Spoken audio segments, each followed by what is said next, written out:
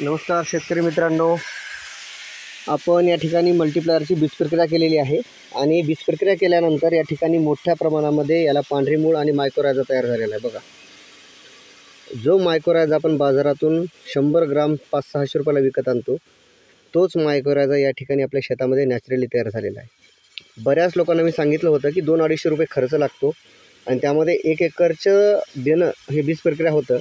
आणि सगळ्यांना एक विनंती केली होती मी की त्या मल्टीप्लायरच्या द्रावणामध्ये कमीत कमी 10 ते 20 मिनिट बियाणं बुडवून ठेवा।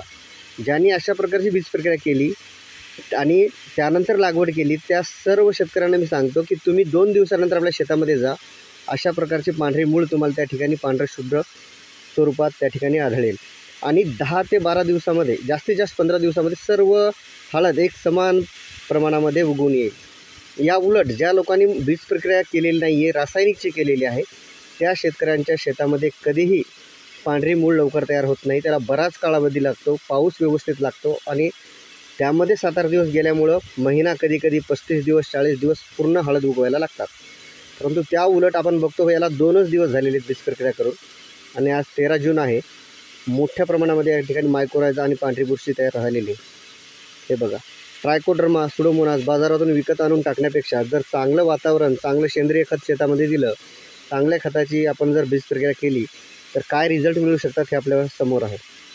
आपल्या गांडूळ खत विकत आणल्यापेक्षा, ट्रायकोडर्मा आणल्यापेक्षा जर आपण फक्त या सेंद्रिय खताचा या ठिकाणी वापर केला तर काही बाजारातून न गांडूळ खत विकत आणण्याची गरज आहे ना मायक्रोरायझा, खूप चांगले रिझल्ट याचे आपल्याला भेटू शकतात। आणि हे सर्व शेतकऱ्यांना मी विनंती करतो, ज्यांनी बीज प्रक्रिया केली त्यांनी एकदा शेतात जाऊन आपली पांढरी मूळ बघायची। आज आम्ही लागवड करणार आहोत हळदीची आणि आपण बघू शकता की किती मोठ्या प्रमाणात या ठिकाणी मायक्रोरायझा आणि पांढरी मूळ तयार झालेली आहे। हे बघा बेला,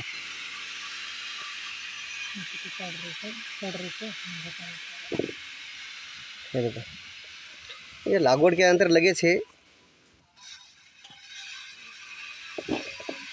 त्या ठिकाणी सेट होऊन लगेच कोमाची या ठिकाणी निर्मिती होऊ शकते। आपण बघतो बेण्याला कोंब येतात परंतु पांढरी मूळ कधीही येत नाही, परंतु या ठिकाणी आपण पांढरी मूळ डोळ्यांनी पाहू शकतो। बघा, आणि यावर जी बुरशी आहे तुम्हाला दिसत असेल बारीक, ती मायक्रोरायझा आहे। आणि मायक्रोरायझा ज्या ठिकाणी झाडाची मूळ संपते तिथून समोर 3.25 फुटापर्यंत जाऊन झाडाला फॉस्फरस, बोरॉन आणि पाणी आणून देण्याचं काम करते आणि शत्रू बुरशीपासून सुद्धा आपल्या याचं रक्षण करत असते पिकाचं। हे बघा आतले कोण, खूप चांगले रिझल्ट मल्टीप्लायर आपल्याला देऊ शकतं कमी खर्चामध्ये। शेणखताला उत्तम असा पर्याय आहे। या उलट आम्ही फक्त थोडंसं त्यामध्ये चेंजेस केले होते। मल्टीप्लायरसोबत रासायनिक बुरशीनाशक घेतले होतं, त्या ठिकाणी एकच हे झालं की या ठिकाणी मायक्रोरायझा निर्मित झालेली नाही। बघा, शेजारीच आहे, या ठिकाणी याला मुळं निघलेत, त्या मुळी आहेत, त्याला मुळी तयार झालेली आहे, परंतु यावर मायक्रोरायझा नाही। कारण मायक्रोरायझा ही बुरशी रासायनिक बुरशीनाशकासोबत मारली जाते। याला 22 मल्टीप्लायरसोबत घेतलं होतं, त्यामुळे 22 पूर्ण मायक्रोरायझा मारून टाकलेला आहे।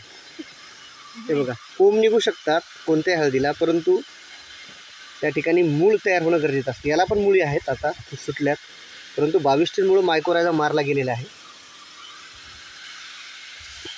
हे बघा, याला मुळी आहेत पण मायक्रोरायझा नाही आहे। या उलट याला बघा, याला मायक्रोरायझा आहे, जी पांढरी शुभ्र अशी या ठिकाणी आपल्याला बुरशी दिसते मुळावर, ती मायक्रोरायझा आहे।